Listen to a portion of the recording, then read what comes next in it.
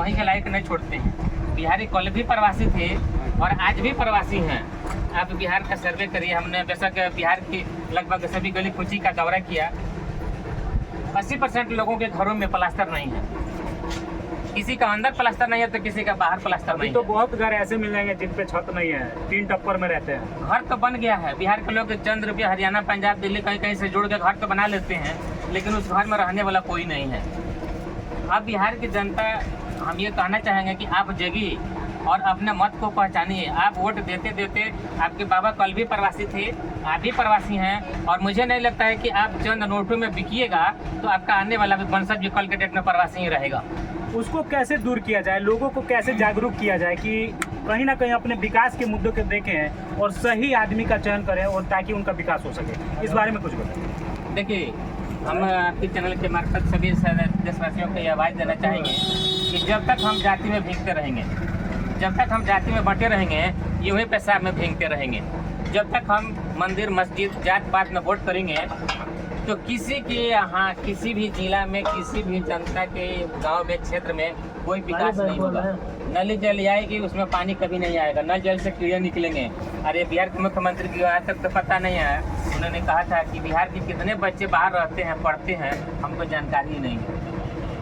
हम ऐसे लोगों से पूछना चाहते हैं बिहार की जनता के मार्फत। उनकी जानकारी की बात करें तो अभी बोले हैं 4000 पार आएगा उनका सीट। 4000 तो वही तो कह रहे हैं कि बिहार में देखिए, अभी जो बिहार ये 24 का जो चुनाव चल रहा है, इसमें एक सभी संदेश देशवासियों को हम संदेश देते हैं कि पार्टी वही है। किसी ने चारा खा गया तो कि कोई नल जल का पानी पी गया है, कोई सदन में ऐसा अश्लील बयान देता है कि घुसाओ बाहर निकालो, और वैसे मंत्रियों को ये पता नहीं है कि 400 है कि 4000 है, कितना वो पार चाहते हैं। उनको ये पता नहीं है कि बिहार की स्थिति क्या है।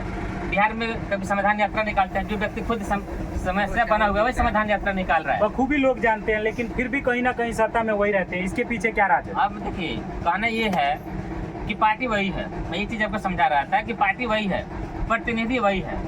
आज एक मौका वैसा व्यक्ति मांग रहा है जिसकी उम्र 85 साल हो गई है, कोई जाने के लिए तैयार है, कहता है कि बाबू ये को चांस और दे दीजिए। लेकिन आप पूछना चाहते हैं कि ये नौजवान ग्रेजुएशन करने के बाद गली गली और दर जो भटक रहा है, इसका तकदीर कब सुधरेगा? इसको न एक मौका देना चाहिए। तो वैसे टिकट बेचने वाली पार्टी और प्रतिनिधियों से हम आपके मार्फत से आवाज़ देते हैं कि टिकट किसी भी पार्टी को देना है तो नौजवान को दे और निःशुल्क दे। जब पैसा लेकर के देंगे और जनता भी जब वोट किसी अपराधी को देगी, बलात्कारी को देगी, तो फिर अपराध कहाँ से खत्म होगा, उद्योग कहाँ से लगेगा? जनता को जागरूक होना होगा, जानना पड़ेगा कि हम जो अपना प्रतिनिधि चुन रहे हैं, उस प्रतिनिधि में जनता की अपना छवि दिखनी चाहिए। और जब छवि उसमें अपना दिखेगा तो ये जो चुनाव होने जा रहा है, चंद एक महीने में जो चुनाव होगा, इसमें आने वाले समय में ये परिवर्तन होगा। और ऐसा परिवर्तन लाएगा, अगर इसमें आप फिर चूक गए तो फिर आप 100 साल पीछे जाइएगा। सबसे एक दो बात और पूछेंगे, अगर आप चुनाव जीतते हैं तो सबसे पहला काम आपका क्या होगा? देखिए, ये बहुत अच्छा सवाल आपने पूछा है कि हम चुनाव जीतेंगे तो क्या होगा, और ये भी पूछिए कि हम नहीं जीते हैं तो क्या हुआ। नहीं, पहले जीतने वाला बता दीजिए, ना जीतने वाला आप समझ जाइएगा।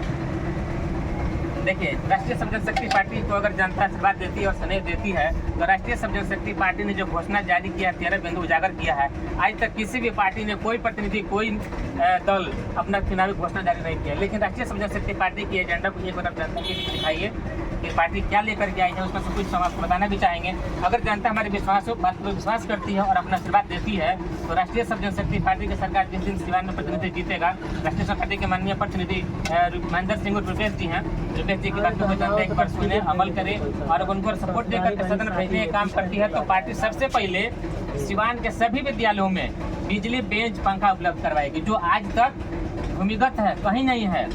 सिवान के किसी भी अस्पताल में चले जाइए, अस्पताल तो है लेकिन 2 बजे के बाद रुई सुई के अलावा कोई व्यवस्था नहीं है। सबसे पहला व्यवस्था शिक्षा के ऊपर होगा।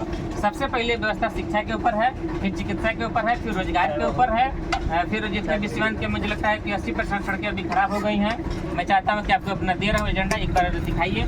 और अगर पार्टी जनता आशीर्वाद देती है, अगर जीतती है, तो देखिए ये पार्टी 13 बिंदु अपना उजागर की है। इसको हम डाल देंगे डिस्क्रिप्शन में, और ये एक बार कैमरामैन से बोलूँगा इसको दिखाए भी, और इसको हम डाल देंगे, आप पढ़ सकते हैं इनका मैनिफेस्टो क्या है।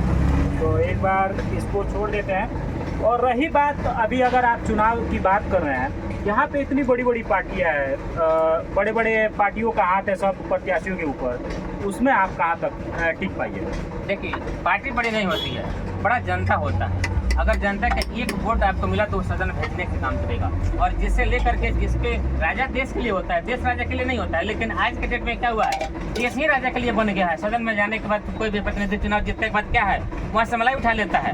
तो घूमने के लिए आज जितनी प्रतिनिधि लोग, एक प्रतिनिधि अगर लगता है कि 50 लाख रुपया खर्चा कर रहा है, करोड़ रुपया खर्चा कर रहा है, तो अगर 1 करोड़ रुपये अपने क्षेत्र में खर्चा करके लगा दिए तो उसको फिर किसी का वोट मांगने जाने की जरूरत नहीं है। तो सब लोग जनता को बेवकूफ़ बनाते हैं, जुमला देते हैं, कोई लालच देता है, कोई लॉलीपॉप देता है, लेकिन पब्लिक काम किसी को नहीं करना है। अगर काम ये लोग किए होते तो 80 साल वाला मौका नहीं मांगता, जनता उसको जबरन ला करके माला पहना देती।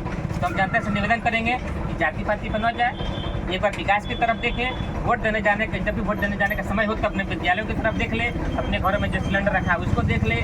और नौजवानों से अपील है कि बाबू तू जब भी वोट देवे जाई हो तो अपना सर्टिफिकेट देख लो कि तुम्हारा 1 साल उम्र बचा है। अगर 1 साल में तुमको नौकरी नहीं मिला तो तुमको ठेला भी चलाना है, वक्ता भी बेचना है और गन्ने का जूस भी बेचना है। और अभी कैसे बेचोगे, 150 रुपये तेल हो गया है, लहसुन 200 रुपये किलो हो गया, तो पकौड़े भी कहाँ से बनेगा।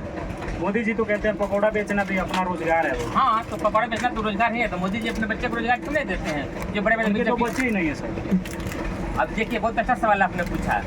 जो देश को अपना एक जवान नहीं दिया, जो देश को एक सैनिक नहीं दे सका, वो देश के सैनिकों के हालात क्या समझेगा। आप देख सकते हैं, उसका मिसाल है कि नौजवानों का उम्र अग्निवीर 4 साल का हो गया।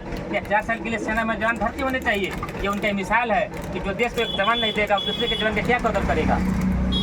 चलिए, इनसे और भी कई सारे मुद्दे हैं, फिर से बात होगी, एक बार जानते